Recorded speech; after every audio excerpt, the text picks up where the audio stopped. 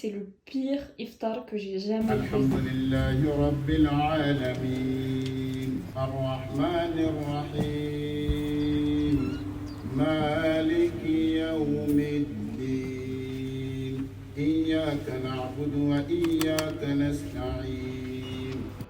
J'ai pas eu le temps de filmer, j'ai eu totalement la flemme, mais là, j'ai mangé du riz avec de l'œuf dedans et du lait au chocolat. Et donc là, je vais prendre juste les dattes et l'eau, et puis je vais aller pour Je vais vous expliquer rapidement. Là, on était en cours de Unity, on faisait un peu la 3D, et donc là, on avait les casques virtuels, et ensuite, on a dû rendre un devoir le jour même, et donc on a improvisé en 2 spies un petit tournage pour un TikTok qui était censé être sur une histoire d'horreur. Donc voilà, c'était ça notre devoir en communication. C'est bon pour toi? Ok. Test. Cache le reste du corps dans des valises et dessine après plusieurs jours. Ensuite, il y a eu le moment de ranger le setup, et là, j'étais en train de faire le montage. Donc là, les gars, j'ai dû faire un montage en 2 spies parce qu'on a oublié de rendre un devoir qu'on va devoir rendre là dans 1 heure. Finito pipo. Et puis du coup, voici le résultat. Connais-tu l'histoire du cannibale de Paris? Il a inspiré horreur et fascination.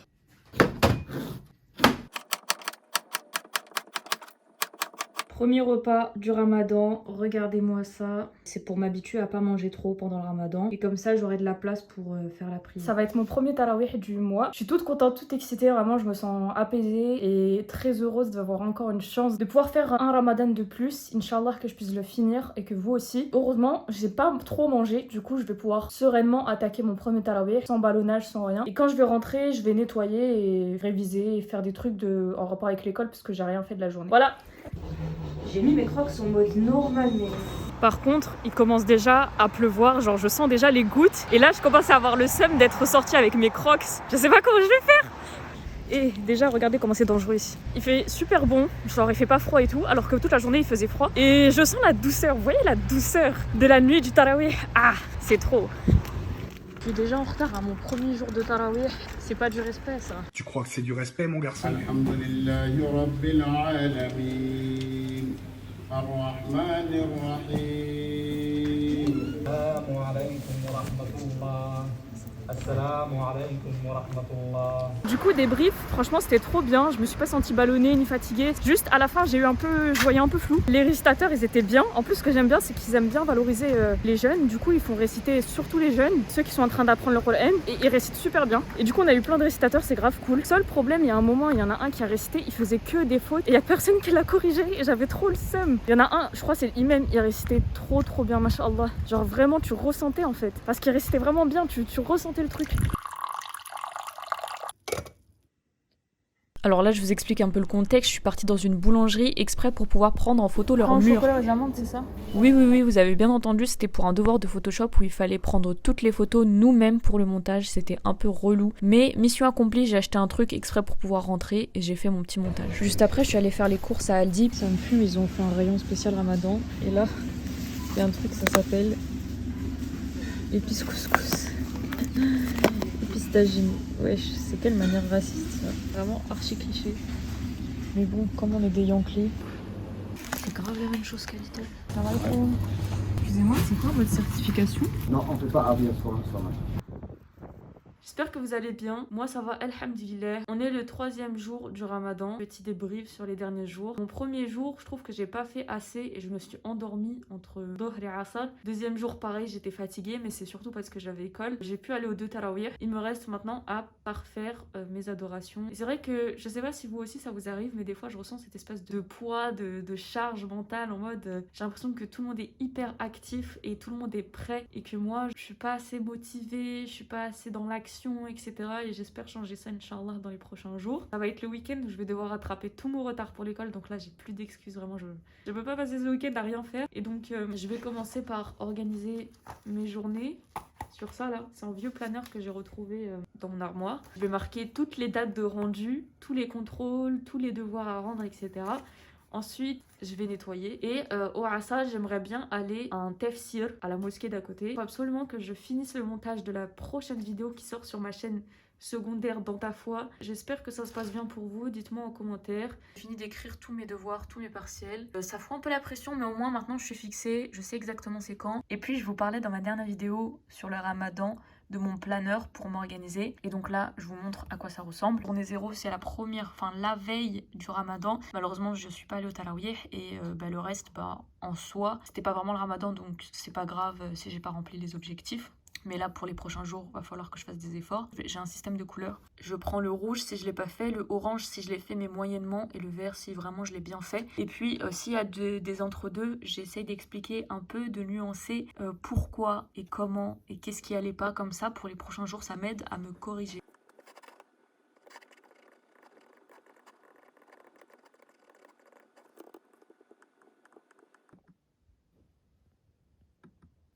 J'ai pris mon cahier, j'ai pris mon sac. J'ai pas fini le dals en entier, en fait c'était super long et j'ai encore énormément de choses à faire en rentrant chez moi. Il valait mieux que je parte maintenant plutôt que trop tard et ne pas réussir à finir mon organisation. Mais le truc c'est que j'ai pas aimé le dals, le tafsir, parce qu'en gros, en fait le imam il parle pas super correctement français, il parle très très bien l'arabe par contre. Mais le truc c'est que quand il fait son tafsir, en fait il faisait que juste traduire en fait les versets, donner des synonymes et tout, mais il expliquait pas vraiment genre en approfondissant ce que ça voulait dire. Et du coup j'étais hyper frustrée et je me suis dit valait mieux que je regarde sur YouTube en fait, plutôt que écouter quelqu'un qui va juste me traduire le Coran alors que moi-même je l'ai chez moi quoi, la traduction. Et il y a un truc que je voulais dire aussi, c'est que en rentrant dans la salle des femmes, j'avais trop peur qu'il y ait des hommes parce que la dernière fois j'étais venue aussi pour la Asr, mais il n'y avait pas de tafsir ni quoi, juste pour faire la prière. Et il y avait des hommes dans la salle, mais il n'y avait pas de femmes. Genre c'était vraiment trop étrange l'ambiance et j'en ai marre parce qu'à chaque fois que je vais dans des mosquées, très souvent, les hommes ils aiment trop traîner dans les salles des femmes, je sais pas pourquoi. Déjà que nous, on a des salles, elles sont éclatées par rapport à celles des hommes, pareil pour la salle des ablutions. Et eux en plus, ils viennent dans nos salles.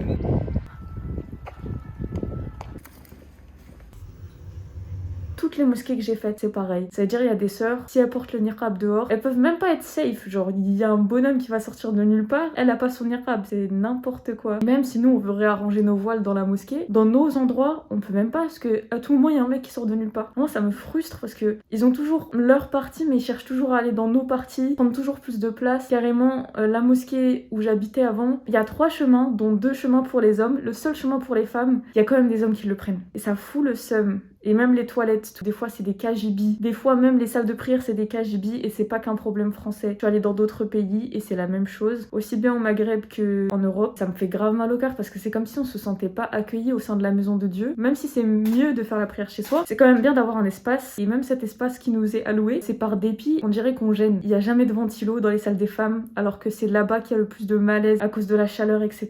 Surtout pendant Tarawih. Je me rappelle que la dernière fois j'étais partie faire la prière à l'Asr et il y avait des hommes qui dormaient dans la salle des femmes et genre vraiment je n'en peux plus. Genre j'ai toujours l'impression de déranger alors que c'est la salle des femmes, enfin, on devrait se sentir à l'aise et tout, mais pas du tout. Mais je sais que les femmes vous me rejoindrez probablement sur ce point là et je trouve ça nul parce que après ça me donne plus du tout envie d'aller à la mosquée. Et le rôle des parents il est très important, il n'est pas juste minime, il suffit pas juste d'avoir des enfants et de se dire vous devez être comme ça avec moi. On n'est pas parents pour être autoritaire vis-à-vis de nos enfants. Cet aménèque qu'Allah subhanahu wa ta'ala, ce cadeau qu'Allah subhanahu wa ta'ala nous a donné de pouvoir avoir des enfants, parce que c'est pas donné à tout le monde. C'est est-ce que je suis capable de lui donner cette disponibilité dont il a besoin, cette disponibilité affective dont il a besoin. Est-ce que je suis capable de lui donner tout mon temps? C'est ce qui va éviter de bloquer son développement émotionnel. Ne croyez pas que quand vos enfants s'éloignent de vous, parce que vous n'avez pas été à la hauteur en tant que parent, ne venez pas vous plaindre de dire « mon enfant ne me respecte pas ». Moi, je ne peux pas dire « je t'aime » à mon enfant. Ça se fait pas chez nous. Ça se fait chez nous parce que nous sommes des croyants. Si on n'est pas capable de dire à sa fille en tant que papa « tu es ma princesse, tu es l'amour de ma vie », comment voulez-vous que cette fille puisse grandir? Le premier venu qui lui dira « tu es la plus belle », pour l'attirer dans ses filets, elle tombera dedans. Pourquoi? Parce que vous ne lui aurez pas donné en tant que papa ce dont elle a besoin pour se construire. On est le 4e jour du ramadan, je sens que je suis pas très motivée. Depuis le premier jour, je trouve que je suis pas assez motivée comme les autres années. Je sais pas, je comprends pas trop. Je commence à ressentir la solitude. Je trouve que c'est plus motivant déjà de le faire en collectif. On va forcément te donner envie en te disant bah viens on va en cours ensemble, ou bien tu devrais faire ça ou ça pour améliorer ta foi ou améliorer ta journée. Sauf que là, moi en fait le truc c'est que c'est à moi de me gérer toute seule, c'est à moi de connaître mes limites et d'être productive, genre de me pousser vers le haut mais toute seule. Donc c'est un peu compliqué, surtout quand t'es pas motivée comme là là je ne le suis pas. J'espère que ça va aller. De toute façon, j'ai passé la dernière semaine du mois de Ramadan plus l'Aïd avec mes parents, Inch'Allah. Donc ça me motive. Et puis je me dis, là il faut que je fasse tout pour avoir tous mes examens, rendre tous mes devoirs en temps et en heure. Ça vient vraiment au moment où genre je suis overbookée en termes de devoirs et j'ai pas été responsable, j'ai pas travaillé assez pour ne pas avoir cette charge mentale pendant le Ramadan. Je dois assumer aussi bien mes devoirs et mes études, plus la religion, plus nettoyer, bref. Il y a trop de choses, mais il faut que je tienne le coup. Magnifique soleil. 1 millier de fois plus grand que le soleil, subhanallah. Allahumma sayyiban nafi'a.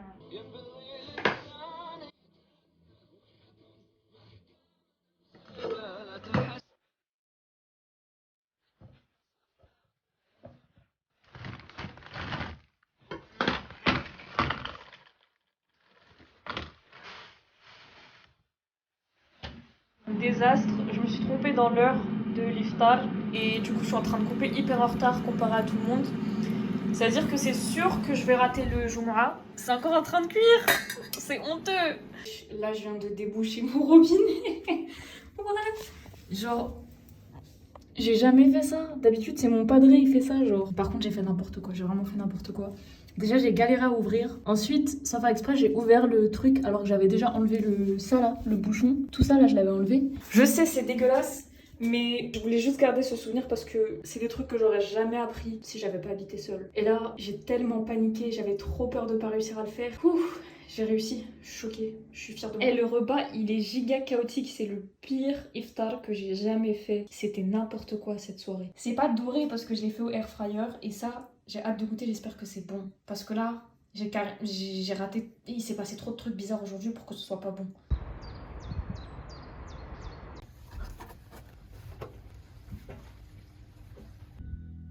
Eh, y a que moi, je le déteste, le petit frère autiste. Il me saoule. Tout le temps, il tabasse son frère. Genre, son excuse, c'est sa maladie. Wesh, guettez comment il va le fracasser, là. Wesh, c'est abusé. C'est censé être son grand frère, il le mêle comme ça tous les jours et à chaque fois il fait la victime. Ouais, mais c'est moi le grand frère, t'es censé me respecter et tout. Pourquoi tu me frappes? T'as pas honte de me frapper alors que le mec il tabasse. Ouais, l'équipage. Non, je rigole. Là, je suis dans une mouise totale. C'est-à-dire qu'on est à genre une semaine de mes partiels. Je n'ai rien révisé. J'ai encore plein de choses à faire en plus des partiels. En fait... je vais pas assumer les choix que j'ai pris ce semestre parce que, comme d'habitude, je m'y prends au dernier moment pour réviser, mais parce que je suis incapable, je suis plus capable de travailler correctement de manière saine. Et en plus de cela, je me suis lancée comme charge mentale, en plus du ramadan, de la préparation de la nourriture, de la religion, dans le projet Dans ta foi. Et il faut que je l'assume maintenant, il faut que tous les mardis, à midi, je poste la vidéo. Je déteste ne pas tenir ma parole. Et pour le moment, j'ai tenu ma parole, j'ai bien posté les 2 premières interviews à temps. Ça veut dire que je sacrifie du temps que je prends pour mes études sur ce projet qui me tient énormément à cœur, sinon je l'aurais pas fait, et parce que j'ai envie de tenir mes engagements. Et du coup là, à chaque fois, tous les jours, je choisis mon projet sur l'école. Je révise rien. Mon problème à moi, c'est que je me donne tout le temps des excuses pour pas réviser, que ce soit mes projets personnels ou la gestion de mon appartement, les courses, le loyer, etc. Genre à chaque fois, je fais tout passer avant les cours, et je suis en mode ouais, mais de toute façon, faut que tu nettoies chez toi d'abord pour te sentir bien, pour travailler, faut que tu manges correctement, et puis au final, je fais les deux et je travaille pas, juste je dors parce que je suis trop fatiguée après. Je suis giga fatiguée et je me rends compte que toute l'année, j'ai absolument pas pris soin de ma santé. Même si j'ai mangé correctement, il y a des trucs que je fais plus, comme du sport. Je sors plus du tout parce que je passe mon temps à travailler, plus faire des trucs perso. Et je suis en train de bousiller ma santé. Ça fait 2 ans. Là, cette année, encore plus parce que je m'étais donné des objectifs. Donc, j'allais contre ma santé. Je faisais tout pour aller au bout de ce que je me suis dit, de ce que je me suis promis. Là, je vais réviser le droit. Ensuite, je pense que je vais réviser une autre matière. Encore une fois, ce ramadan, c'est un ramadan où je travaille plus que je ne fasse d'accomplissement religieux. Genre, je suis en train de passer tout mon temps à travailler et j'ai même pas le temps d'aller au tarawih, de faire des trucs en plus, des sunnas et tout. Et ça me fout le seum. Et je me dis d'un côté, c'est de ma faute parce que je sais pas gérer mon temps. Je m'y prends souvent au dernier moment. De deux, c'est aussi la charge de travail que j'ai à l'école qui est impossible et je sais que je ne m'en délivrerai que quand j'aurai fini l'école. Ya Allah, délivre-moi de l'école parce que là, c'est souffrance sur souffrance. J'attends juste le diplôme pour me casser de là-bas et aller vivre dans la forêt. Non, vraiment, c'est trop. La vie en société, c'est pas fait pour moi. Hein. Mais bon, on va tenir jusqu'à la fin du diplôme. Ensuite, on va se casser.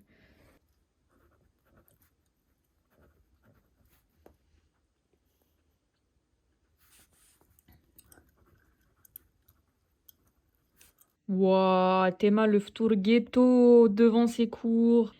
Waouh, ghetto. Et elle arrête pas de m'envoyer des messages là. Laisse-moi tranquille. Non, vraiment, j'ai avalé 3 briques d'affilée. Je me suis même pas rendu compte. Et là, je vais manger ma shorba et je vais travailler. Bon, je reçois que des notifs, je suis une star. Excusez-moi. شيخ عثمان كنت بعيد عن الإسلام. A Muslim, something to life. Better than... When I became a Muslim, my sunnah. كانت وصية النبي صلى الله عليه وآله وسلم لعلي رضي الله عنه وأرضاه خير لك من حب الله. The first thing I did was phone a friend. فويل للذين كفروا من يومهم الذي يوعدون.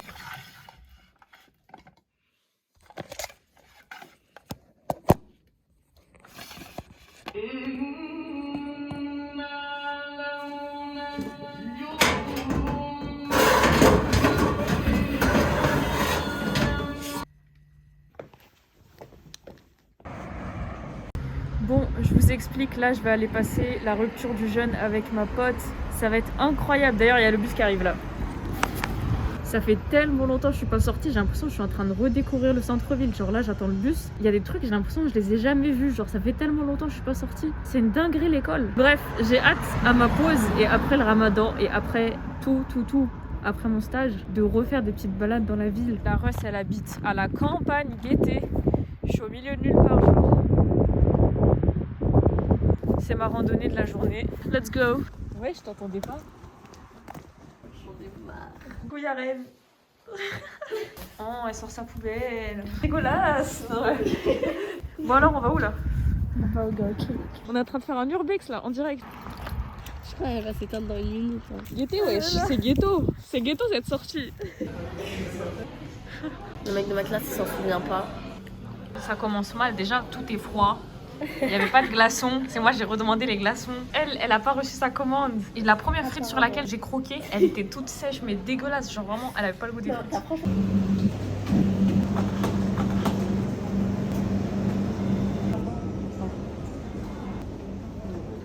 Ça, c'est gratuit.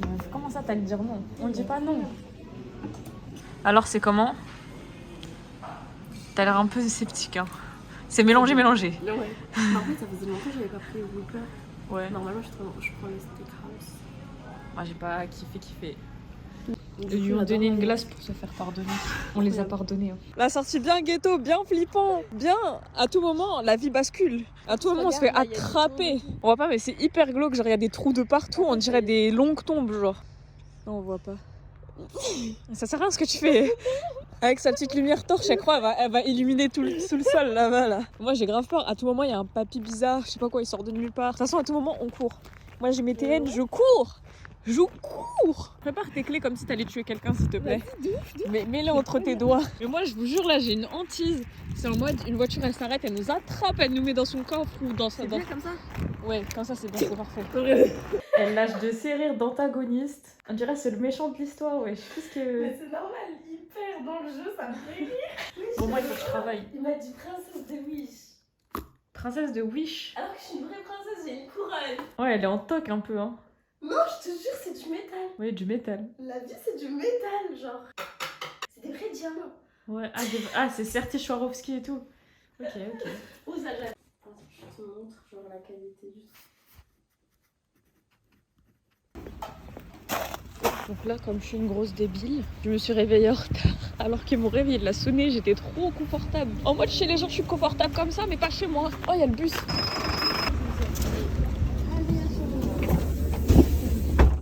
J'ai dormi, j'ai pas coupé le jeûne et je me suis réveillée au moment du suhour. J'ai fait un jeûne de 24 heures. Est-ce que vous vous rappelez dans le vlog d'avant ce qui m'est arrivé? À chaque fois que c'est l'heure de la prière, il m'arrive une galère, ce qui fait que ça retarde ma prière. Ça me